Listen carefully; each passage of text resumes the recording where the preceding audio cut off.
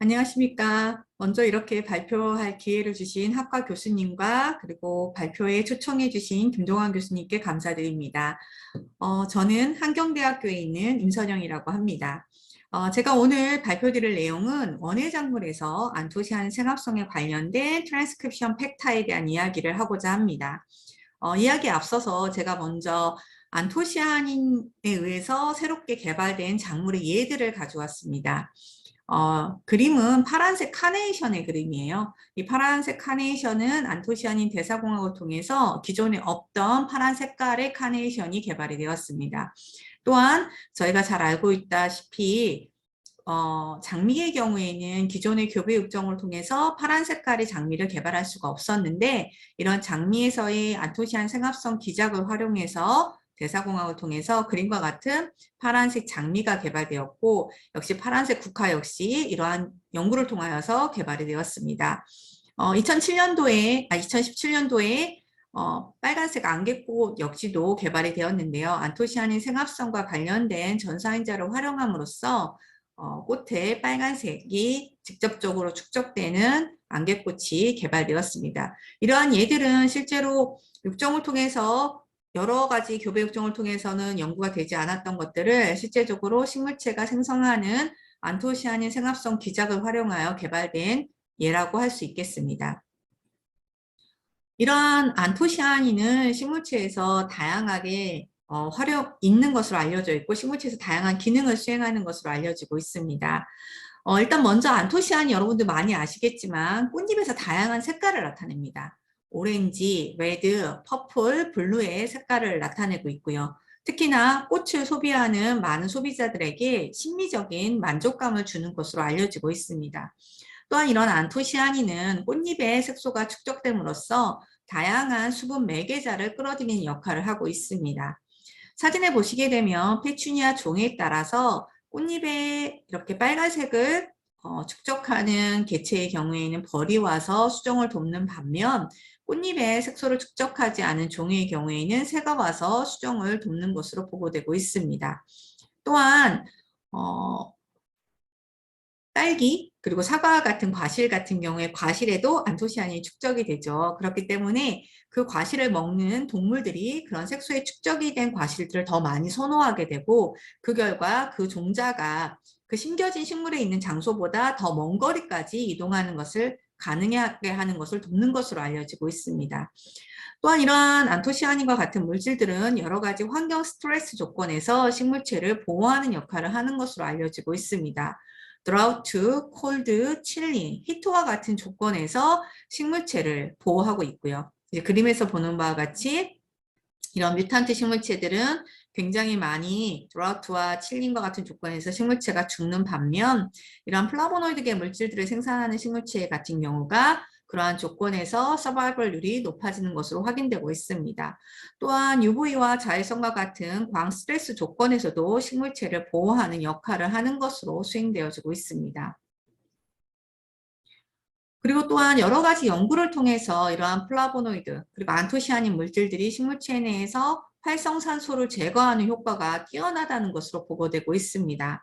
이런 안티옥시던트 액티비티 활성으로 인해서 다양한 약품으로 활용되고 있습니다. 그림에서 봤지 블루베리에서부터 이런 안토시아닌 물질들을 축출해서 그림과 같은 약품으로 판매가 되고 있고요. 또한 안티캔서와 같은 액티비티가 있는 식물체에서는 그 물질이 축출되어 사용되고 있습니다. 또한 식물체에서 이러한 안토시아닌이 더 증진됨으로써 영양학적으로 여러 가지 도움을 주는 것으로 보고되고 있습니다. 퍼플 토메이토의 예를 들게 되면 2008년도에 영국의 전인센터에서 보고되었는데요. 실제적으로 토마토 같은 경우에 라이코펜이라고 하는 카로티노이드 물질이 축적이 되어서 저희가 보았을 때 이러한 붉은 색깔을 나타내게 됩니다. 이러한 토마토에다가 안토시안 생합성을 조절하는 전사인자 2종을 넣어주었더니 토마토 내에 라이코펜과 안토시아닌이 모두가 축적이 되어서 퍼플 토마토를 개발하게 되었습니다. 이러한 퍼플 토마토를 암이 걸린 쥐에다가 급여시켰을 때 일반 토마토를 먹은 쥐보다 이런 퍼플 토마토를 먹은 쥐가 30% 이상 수명이 증대되는 효과가 있는 것으로 보고되었습니다. 또한 최근에 연구에서는 보통 쌀 같은 경우 저희가 흑미라고 먹는 쌀도 도정을 하게 되면 그 안쪽에 배후 조직은 안토시아닌이 축적되지 않고 있습니다. 주로 호분층이라고 하는 부위에서만 이런 안토시아닌계 물질들이 축적이 되고 있는데 중국 과학자들에 의해서 안토시안 생합성과 관련된 전사인자 생합성 유전자들을 식물체에 도입한 결과 그림에서처럼 배유 안쪽에서도 안토시아닌이 축적된 벼가 개발되고 있습니다. 또한 이러한 안토시아닌은 앞서 말씀드린 것처럼 천연적인 색소 물질이기 때문에 저희가 천연 색소 물질로 활용하고 또한 식품의 방부 효과가 있기 때문에 여러 가지 산업적인 첨가제로 활용되고 있습니다. 이러한 안토시아닌의 생합성 경로를 한번 살펴보도록 하겠습니다. 안토시아닌의 생합성은 그림과 같은 생합성 경로를 통하여서 물질이 생합성이 되고요. 이러한 물질들은 F4에 저장이 됩니다. 그래서 안토시아닌은 F4에 저장이 되고 이러한 안토시아닌 생합성 경로는 그림과 같이 여러 가지 플라보놀, 프로안토시아닌과 같은 플라보노이드 계 물질들과 서로 생합성 경로를 공유하고 있습니다.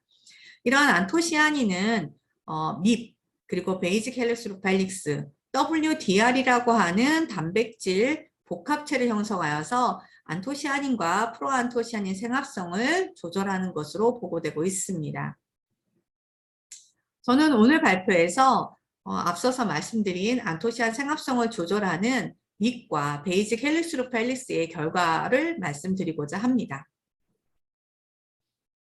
먼저 제가 연구했던 작물 중에 하나가 무인데요.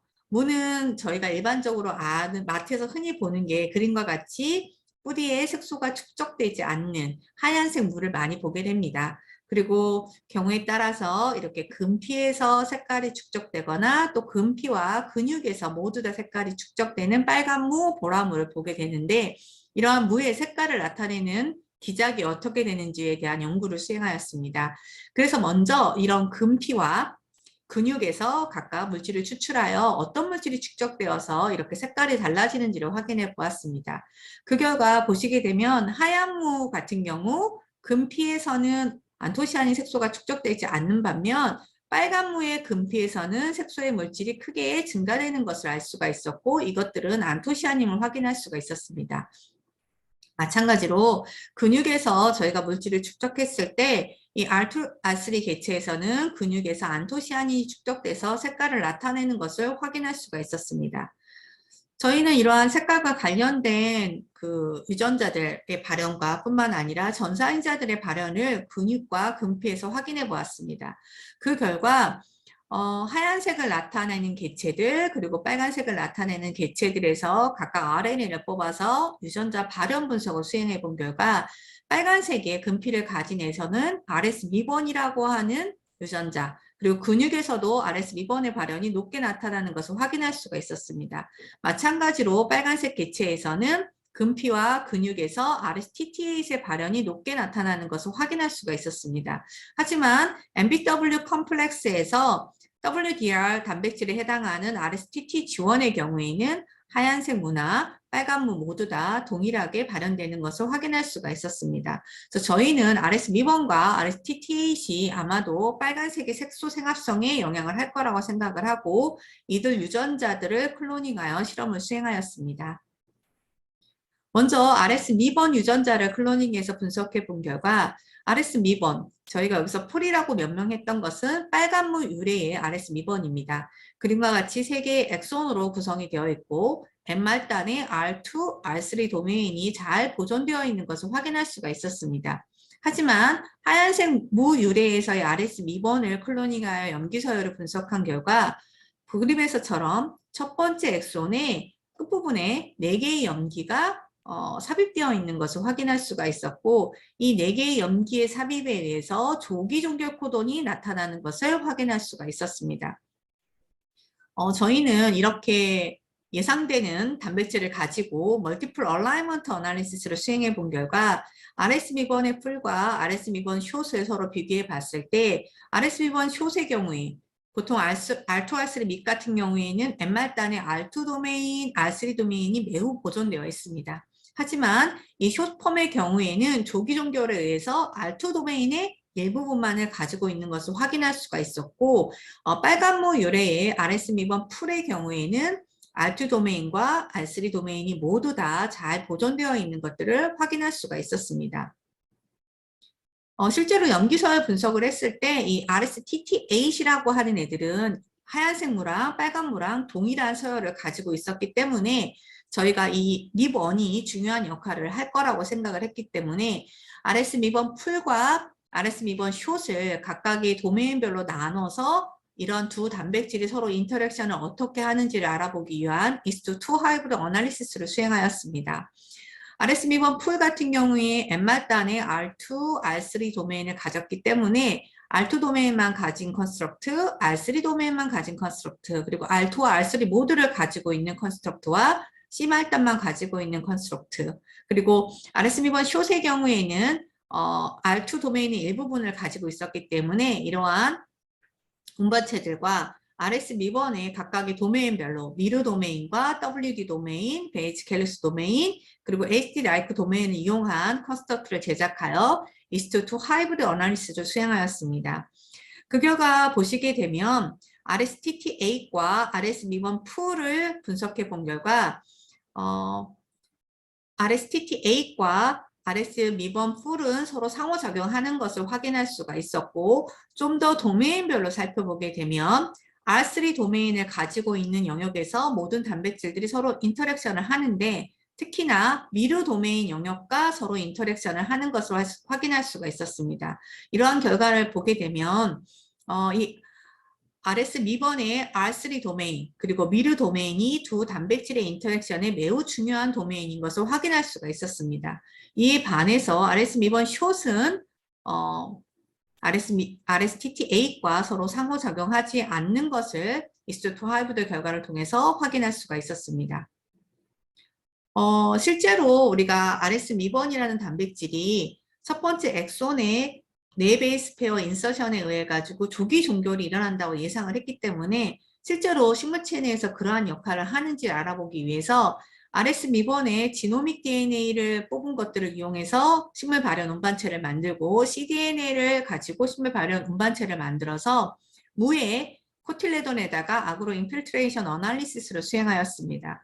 그 결과 RS-미번의 숏폼을 가지고 있는 지노믹 운반체의 경우에는 색소의 생성을 유도하지 않는 반면 RS-미번의 풀폼을 가진 운반체의 경우에는 무의 자엽에서 색소의 축적을 유도하는 것을 확인할 수가 있었습니다. 마찬가지로 cDNA 폼에서도 RS-미번의 숏의 경우에는 색소의 생성을 유도하지 않는 반면 풀의 경우에는 유도하는 것을 확인할 수가 있었습니다. 이상의 결과에는 저희가 앞서 예상한 것처럼 첫 번째 엑손에 4개의 베이스의 염기가 삽입됨으로 통해서 아마도 RS-미번의 숏의 폼은 비정상적인 RS-미번을 형성하고 이는 색소의 생성을 유도하지 않을 것이라고 생각이 되어지고 있습니다. 실제로 이 실험들을 좀 더 명확하게 하고자 각각의 컨스트럭트를 만들어서 담배 잎에다가 아그로 인필트레이션 어널리시스를 수행해 보았습니다. 여기 보시게 되면 RS-미번 풀폼과 RSTT8 폼을 같이 했을 경우 안토시안 생합성이 굉장히 늘어나는 것을 확인할 수가 있습니다. 지노믹 DNA를 가지고 했을 때도 역시 이렇게 색소의 생성이 유도되는 것을 확인할 수가 있고요. 이러한 결과는 하지만 숏폼의 경우에는 색소의 생성을 유도하지 못하는 것을 확인할 수가 있습니다. 그것들의 각각의 이파리에서부터 안토시아닌을 추출해서 그 결과를 확인해 본 결과 RS-미번의 풀폼 또는 RS-미번의 풀과 RSTTAS를 공동 발현했을 때 그리고 지노믹 DNA와 RSTTAS를 공동 발현했을 때는 색소의 생성을 유도할 수 있는 것을 확인하는 반면 RS-미번의 숏폼 의 경우에는 RSTT8과 공동 발현할지라도 색소의 생성을 유도하지 않는 것을 확인할 수가 있습니다. 이러한 결과는 저희가 앞서서 ES2 하이브리드 결과에서 확인한 것처럼 RS-미번의 숏폼은 RSTT8과 서로 상호작용하지 못함으로써 색소 생성과 관련한 생합성 유전자들의 발현을 유도하지 못하고 그 결과 색소의 축적을 유도하지 못했으리라고 생각되어집니다. 이를 좀 더 확실하게 확인하고자 각각의 이펙터 운반체, 리포터 운반체를 만들어서 애기장대의 프로토플라스트에다가 검정해 보았습니다. 먼저 보게 되면 RS 미번의 쇼폼과 쇼폼을 식물체에다 넣어서 각각의 생합성 유전자인 CHS 프로모터, DFR 프로모터를 활성화하는지를 확인해 본 결과 RS 미번의 쇼폼은 CHS 그리고 DFR의 프로모터를 활성화하지 못하는 것을 확인할 수가 있습니다. 뿐만 아니라 RSTT8과 공동 발현시켰을 때도 CHS 프로모터와 DFR 프로모터를 활성화시키지 못하는 것들을 확인할 수가 있습니다. 이에 반해서 RS 미번의 풀폼의 경우에는 CHS 프로모터는 아주 약간 발현을 증가시키는 반면 DFR 프로모터는 발현을 유의하게 증가시키는 것을 확인할 수가 있습니다. 또한 RS 미번의 풀폼을 RSTT8과 공동 발현시켰을 때 CHS 프로모터, DFR 프로모터 모두가 크게 발현이 증대되는 것을 확인할 수가 있습니다. 이러한 결과는 저희가 예상했던 대로 RS 미번의 풀폼은 RSTT8과 서로 상호작용을 하고 이러한 상호작용을 통해서 안토시아닌 생합성과 관련된 유전자의 발현을 활성화시키고 그 결과 안토시아닌 색소가 축적되어서 색소의 생합성을 유도할 수 있는 것을 알 수 있지만 이 RS 미번 쇼폼처럼 유전자의 포 베이스 페어가 염기가 삽입되는 걸 통해서 제대로 단백질이 형성되지 못하고 이러한 미번이 제대로 단백질이 형성되지 못하므로 TT8과 서로 상호작용하지 못하고 그 결과로 생합성과 관련된 유전자들의 프로모터를 활성화하지 못하여서 안토시아닌 생합성을 유도하지 못하는 것으로 생각이 되어집니다. 저희는 일단 이런 빨간색 무와 하얀색 무에서의 염기서열 차이를 바탕으로 유전자를 구분할 수 있는 분자 마커를 개발하고자 했습니다. 그래서 유전 자원과 품종들을 각각 뽑아서 확인해 본 결과 이 빨간색을 나타내는 11번부터 21번 개체까지는 모두 다 정상형의 RS 미번을 가지고 있는 반면 하얀색 무의 경우에는 RS 미번의 쇼폼을 가지고 있는 것들도 있지만 여기서 보는 바와 같이 RS 미번이 정상적인 경우도 가지고 있는 것을 확인할 수가 있었습니다. 이러한 결과는 무에서의 이런 금피색은 단순히 RS 미번 하나가 돌연변이 돼서 나타나는 게 아니라 RS 미번 이외에도 구조 유전자들과 생합성 유전자들의 돌연변이가 생겨서 이러한 색소의 생성이 나타나지 않았을 것이라고 생각되어집니다. 저희의 RS 미번의 무금피에서의 안토시아닌 생합성 결과를 보시면 다음과 같이 말씀드릴 수 있습니다. 실제로 빨간 무의 경우에는 RS 미번이 정상적으로 발현해서 이들은 RSTT8과 서로 상호작용을 통해서 식물체 내의 안토시아닌 생합성과 관련된 유전자의 발현을 활성시켜서 무 뿌리의 색깔을 나타내는 것으로 생각되어집니다. 하지만 하얀색 무의 경우에는 이러한 RS 미번에서 돌연변이가 유도되고 이러한 결과는 RSTT8과 상호작용을 하지 못하고 그 결과 안토시아닌 생합성과 관련된 유전자들의 활성화를 유도하지 못하여서 무뿌리의 색소의 축적이 일어나지 않는 것으로 생각이 되어집니다. 이러한 결과는 다음과 같은 논문에 발표되었습니다. 또한 안토시아닌 생합성에는 이러한 R2R3 민 말고도 베이직 헬릭스루프 헬릭스 유전자가 관여하고 있습니다. 그래서 이 유전자가 어떻게 안토시아닌 생합성에 관여하는지에 대한 이야기를 해드리겠습니다. 국화는 저희 나라에서는 4계절 동안 재배를 하게 됩니다.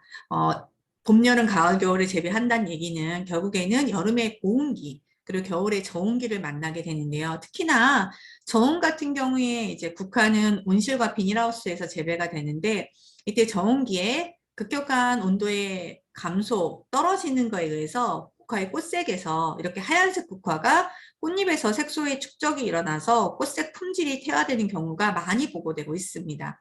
그래서 이러한 국화가 저온에 의해서 꽃색이 퇴화되는 원인을 규명하고 이런 것들을 바탕으로 저온에서도 안정화된 꽃색 품질을 유지하는 국화를 개발하고자 연구를 진행했습니다. 실제로 국화의 경우 여기 그림에서 보는 것처럼 저온이라고 하는 한 17도와 25도 사이에 재배하게 되면 이렇게 보통 하얀색의 꽃잎색을 나타내게 됩니다. 하지만 재배 저온보다 낮은 15도의 온도를 만나게 되면 꽃잎에서 색소의 축적이 나타나서 그림과 같이 꽃색의 품질이 퇴화되는 것들이 보고되고 있습니다. 이거는 원예 특작과학원에서 개발 중인 유망 품종인 오블랑이거든요. 꽃의 형질도 되게 좋고 꽃도 잘 피는 품종인데 이렇게 온도가 낮아지게 되면 꽃색이 이렇게 퇴화되는 현상이 보고되어서 이것들이 어떤 기작 때문에 있는지를 알아보고자 저희가 실험을 수행했습니다. 하얀색의 오블랑을 WO 그리고 터닝 레드 오블랑을 TRO라고 명명해서 실험을 수행했습니다. 각각에서 이게 꽃잎에서 이렇게 색소가 나타나는 물질을 알아본 결과 꽃잎에서 이러한 색소 물질은 안토시아닌인 것을 확인할 수가 있었습니다. 이런 꽃잎에서의 플라보노이드 생합성과 관련된 전사인자 그리고 구조유전자들의 발현 분석을 수행하였습니다. 보시는 바와 같이 CM 베이지 캘리스로팔릭스 2와 CM 립6의 유전자는 TRO 개체에서 높은 발현을 나타냈습니다. 그리고 기존에 보고되었던 안토시아닌 생합성을 억제하는 립7의 유전자는 하얀색 개체에서 높은 발현을 나타냈고 WDR에 해당하는 TTG1은 하얀색과 TRO 모두 다 비슷한 수준으로 발현되는 것을 확인할 수가 있었습니다. 또한 이런 전사인자가 높은 발현을 나타내는 TRO 개체에서는 생합성과 관련된 구조유전자들의 발현이 높게 나타나는 것을 확인할 수가 있었습니다. 이러한 결과는 전사인자들이 저온에서 많은 발현을 하게 되고 그 결과 구조유전자들의 생합성을 전사를 활성화시킴으로써 식물체의 꽃잎에서 안토시아닌이 축적되었으리라고 생각되어집니다. 저희는 앞서서 높은 발현을 나타냈던 CM 립6와 CM 베이지 캘리스로팔레스 2의 유전자의 염기서열을 확인해 봤습니다. 그 결과 TRO 개체에서 확인된 유전자의 경우 CM 베이지 캘리스 2의 경우에는 8개의 엑손으로 구성이 되어 있고 이 8개의 엑손이 정상적으로 스플라이싱이 돼서 CM 베이지 캘리스로팔레스 4를 형성하는 것을 확인할 수가 있었습니다. 하지만 그 WO 개체, 저고온에서 자라는 개체의 경우에는 이 8개의 엑손에서 이 3번째 엑손과 6번째 엑손에서 얼터네티브 스플라이싱이 일어나서 이렇게 N말단의 일부만을 가지고 있는 CM 베이지 캘리스로팔리스 쇼폼을 형성하는 것을 확인할 수가 있었습니다. 실제로 이런 얼터네티브, 비정상적인 스플라이싱이 꽃잎에서 일어나는지를 확인하고자 그림과 같은 다양한 프라이머들을 이용해서 RT-PCR을 수행해 본 결과 이 터닝 레드 오블랑, 빨간색으로 변하는 오블랑 같은 경우에는 정상적인 스플라이싱이 일어나는 반면 이런 하얀색 오블랑의 경우에는 비정상적인 스플라이싱이 일어나고 있는 것을 확인할 수가 있었습니다. 또한 저희가 이렇게 분리된 CM 베이지 캘리스로팔릭스 2의 풀과 쇼폼이 어디에 위치하는지를 알아보고자 파일로제닉 트리 어널리시스를 수행해 본 결과 이들은 안토시아닌 생합성이 중요하다고 알려져 있는 TTA 클레이드에 잘 속하는 것을 알 수가 있었습니다. TRO와 WO에서 저희가 CM 립6 유전자의 염기서열을 모두 다 분석했는데 TRO와 WO에서는 이 두의 서열이 모두 다 일치하였고요. 이들 역시도 안토시아닌 생합성이 중요하다고 알려져 있는 AN2 클레이드에 잘 속하는 것을 알 수가 있었습니다. 이들 CM 베이지 캘리스로팔릭스 그리고 립6가 세포 내에 어디에 위치하는지를 알기 위해서 다음과 같은 컨스트럭트를 만들었고 이를 이용해서 서브셀룰러 로컬라이제이션 어널리시스를 수행하였습니다. 정상적인 스플라이싱 폼인 CM 베이지 캘리스로팔릭스 풀의 경우에는 그림과 같이 핵에 잘 위치하고 있는 것을 확인할 수가 있습니다. 그에 반해서 비정상적인 스플라이싱 폼인 숏의 경우에는 핵과 세포질 모두에 위치하고 있는 것을 확인할 수가 있었고 CM 립6의 경우에는 핵에 잘 위치하고 있는 것을 확인할 수가 있었습니다. 이러한 전사인자들은 서로 상호작용을 하는데요. 먼저 상호작용 전에 그 트랜스크립션을 어떻게 하는지 트랜스 액티베이션 어세이를 수행해 보았습니다. 정상형의 폼인 CM 헬릭스 루프 헬릭스 2의 풀폼을 가지고 다양한 컨스트럭트를 이용해서 실험해 본 결과 그림과 같이 C말단이 없는 애들은 자가 오토 액티베이션 효과가 있는 반면 C말단을 가지고 있는 경우에는 자가 활성이 없는 것을 알 수가 있습니다. 이 얘기는 CM 베이지 캘리스로팔릭스 2의 C말단이 오토 액티비티를 억제하는 효과가 있다고 볼 수가 있습니다. 그에 반해서 CM 베이지 캘리스로팔릭스 쇼폼의 경우에는 이 C 말단 부분을 가지고 있지 않기 때문에 이렇게 오토 액티베이션 효과가 있는 것을 확인할 수가 있었습니다. CM-MIP6 역시도 그림과 같은 컨스트럭터를 만들어서 실험을 시행해 본 결과 이렇게 C 말단을 가지고 있는 폼에서는 이스트가 자라는 걸로 보아서 오토 액티베이션이 있는 반면 C 말단이 없는 부분에서는 오토 액티베이션이 없는 것으로 할 수가 있습니다. 이 얘기는 CM-MIP6의 경우에는 이 C 말단이 오토 액티베이션 효과가 있는 것을 알 수가 있었습니다. 저희는 두 단백질의 상호작용을 확인하기 위해서 이렇게 BD에서는 자가활성이 없는 N1, N2, N3 컨스트럭터를 사용하였고 AD 운반체에는 다음과 같은 운반체를 이용하여서 두 단백질의 상호작용을 확인해 보았습니다. 그 결과 보시는 바와 같이 R3 도메인이 있는 N2 도메인은 전체 CM 베이지 캐릭터 풀폼과 서로 상호작용하는 것을 확인할 수가 있었습니다. 또한 M과 N 형태, N과 N의 형태니까 미르 도메인을 가지고 있는 것들과 서로 상호작용하는 것을 확인할 수가 있었고 이러한 결과를 통해서 알 수 있는 건 CM 베이지 캘릭스 페릭스 2의 풀폼의 미르 영역과 CM 믹시스의 R3 도메인 영역이 두 단백질의 상호작용에 매우 중요한 영역인 것을 확인할 수가 있습니다.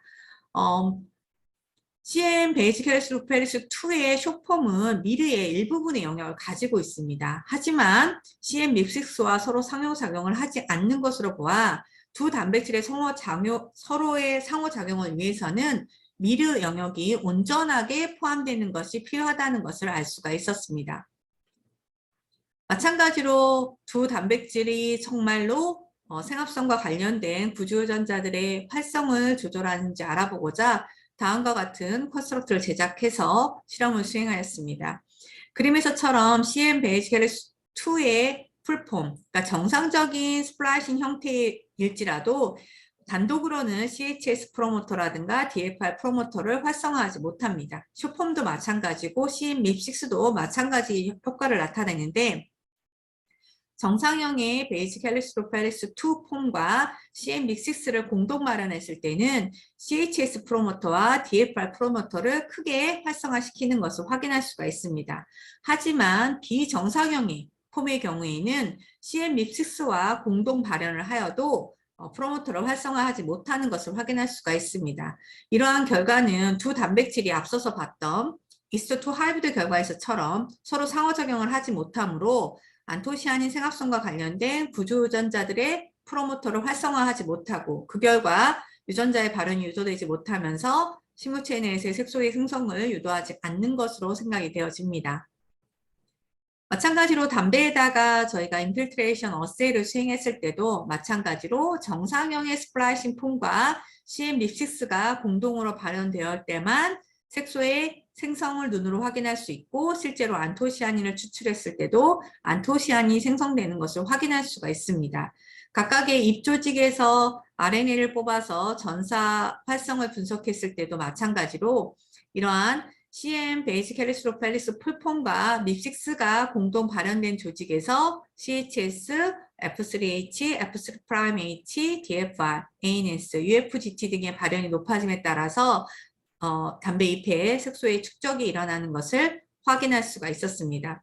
이상의 결과로 우리가 정상적인 스플라이싱의 형태는 MIP6와 상호작용해서 식물체 내 색소의 축적을 유도하나 비정상적인 스플라이싱의 폼, 그러니까 쇼폼의 경우에는 MIP6와 상호작용하지 못함으로써 색소의 축적을 유도하지 못하는 것으로 생각이 되어집니다. 또한 이들의 기능을 좀 더 정확하게 살펴보고자 이들 유전자와 호몰로거스한 TTA 뮤탄트를 가진 애기장대에다가 컴플리멘테이션 어나리시스를 수행하였습니다. 보통 애기장대의 종자는 프로안토시안이 축적되어서 이렇게 갈색으로 보이는 반면 TTA 뮤탄트의 경우에는 프로안토시안이 축적되지 않으므로 노란색의 종피 색깔을 나타냅니다. 이런 TTA 뮤탄트에다가 정상형의 스플라이싱 형태를 저희가 형전환했을 때 종자의 색깔이 다시 복원되는 것을 확인할 수가 있습니다. 하지만 쇼폼의 경우에는 종자에서의 프로안토시안 생합성이 복원되지 않는 것을 확인할 수가 있었고요. 그리고 식물체 내에서의 이파리에서의 안토시아닌 함량을 봤을 때 TT8은 안토시아닌이 축적이 거의 안 되는 반면 정상형의 스플라이싱 형태를 넣어줬을 때는 컨트롤과 동일한 수준으로 안토시아닌 생합성이 복원되는 것을 알 수가 있었고, CM 베이직 엘리스로펠리스 쇼펌의 경우에는 TTA과 비슷한 수준으로 나타나는 것을 확인할 수가 있었습니다. 저희가 앞서 여러 결과에서도 마찬가지로 이러한 정상형의 스플라이싱 폼은 식물체 내에서 안토시아닌 생합성, 그리고 프로안토시아닌 생합성을 유도하고, 비정상적인 스플라이싱의 형태에는 안토시아닌과 프로안토시아닌 생합성을 유도하지 않는 것으로 생각이 되어집니다. 저희가 이상의 결과로 CM 베이직 헬리스로펠리스 2가 국화에서 어떻게 안토시아닌 생합성을 유도하는 모델은 다음과 같습니다. 보통의 그냥 재배 저건과 같은 일반적인 온도에서는 이러한 안토시아닌 생합성과 관련된 밉6라든가 베이직 헬리스로펠리스 2 유전자의 활성이 크게 유도가 되지 않습니다. 그렇기 때문에 이런 MBW 컴플렉스를 형성하는 것들이 되지 않기 때문에 색소의 생합성이 크게 유도되지 않아서 식물체가 하얀색을 나타내는 반면, 이렇게 온도가 낮아지게 되면 CM6와 베이직 헬리스로펠리스 2 유전자의 발현이 크게 활성화됩니다. 그렇기 때문에 이들은 MBW 컴플렉스를 형성하고, 이로 인해서 안토시아닌 생합성과 관련된 유전자의 발현이 크게 증가되고, 그 결과 꽃잎에서 색소의 축적이 일어나서 꽃색이 태화되는 것으로 생각이 되어집니다. 이러한 결과는 올해 다음과 같은 저널에 발표가 되었습니다. 긴 시간 동안 발표를 들어주셔서 너무나 감사합니다. 저희 이 연구는 국립농업과학원의 이종렬 박사님과 그리고 한경대 연구팀에서 같이 연구가 수행되었습니다. 저희 포스닥인 김다혜 박사와 저희 석사과정인 김지연 학생들, 그리고 여러 학부 연구생들이 같이 연구를 수행을 했고요. 또한 저랑 오랜 기간 동안 같이 연구를 수행해 주신 경희대 하선아 교수님, 그리고 인천대 김재강 교수님, 그리고 제가 국화라는 작물은 처음 해봤는데 국립원예특작과학원의 정재하 박사님의 도움으로 국화의 어떤 생리라든가 품질에 대한 연구들을 수행하게 되었습니다. 긴 시간 발표를 들어주셔서 감사합니다.